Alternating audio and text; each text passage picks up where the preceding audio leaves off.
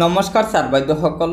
চৰকাৰী কৰ্মচাৰীসকলে NPSৰ পৰা আগতীয়াকৈ যি ধন উলিয়ায় সেই ধন উলিওৱা আৰু পৰিশোধৰ ক্ষেত্ৰত অসম চৰকাৰৰ বিত্ত বিভাগৰ নিৰ্দেশ মৰ্মে অসম চৰকাৰৰ পেঞ্চন মন্ত্ৰালয়ে কেইবাটাও কঠোৰ চৰ্তাৱলী বান্ধি দিছে, যাক লৈ ৰাজ্যৰ চৰকাৰী কৰ্মচাৰীসকলৰ মাজত তীব্ৰ অসন্তুষ্টিয়ে দেখা দিছে।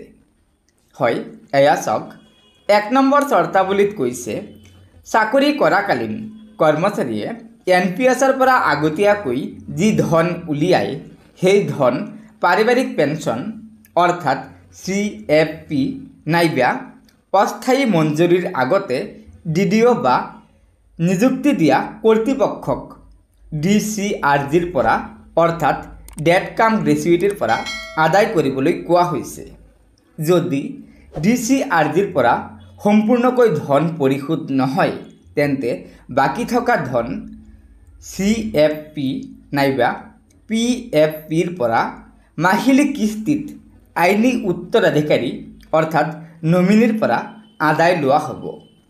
2 নম্বৰত কৈছে, যদি মৃত NPS কৰ্মচাৰীৰ পৰিয়ালৰ পৰা DCRG গ্ৰহণযোগ্য নহয় তেন্তে পৰিয়াল পেঞ্চনৰ ডিয়াৰনেছ ৰিলিফ অৰ্থাৎ ডিয়াৰৰ পৰা সেই ধন আদায় কৰা হ'ব, যাৰ বাবে পৰিয়াল পেঞ্চনৰ ধন আদায় নোহোৱালৈকে ডিয়াৰ বন্ধ কৰি ৰখা হ'ব পাৰে।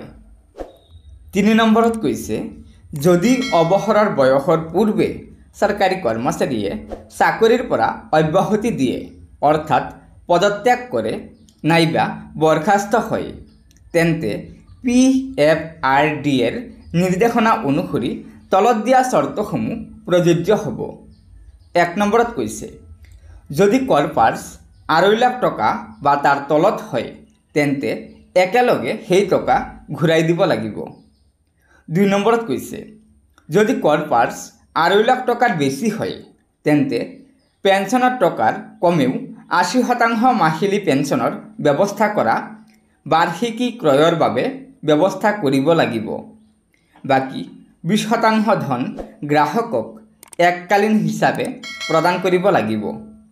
আৰু অসম চৰকাৰে বিভিন্ন বিভাগক এই নিৰ্দেশনাখন তাৎক্ষণিকভাৱে কাৰ্যকৰী কৰাৰ বাবে নিৰ্দেশ দিছে।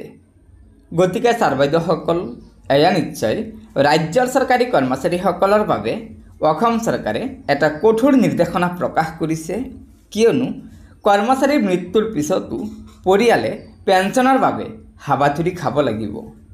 আনহাতে আপোনালোকক আৰু এটা কথা জনাই দিব বিচাৰিছোঁ যে অসমতো অতি শীঘ্ৰে UPS অৰ্থাৎ ইউনিফাইড পেঞ্চন ছিষ্টেম প্ৰৱৰ্তন হ'বলৈ গৈ আছে, যাৰ বাবে বিত্ত বিভাগে এই কঠোৰ নিৰ্দেশনাখন প্ৰকাশ কৰিছে।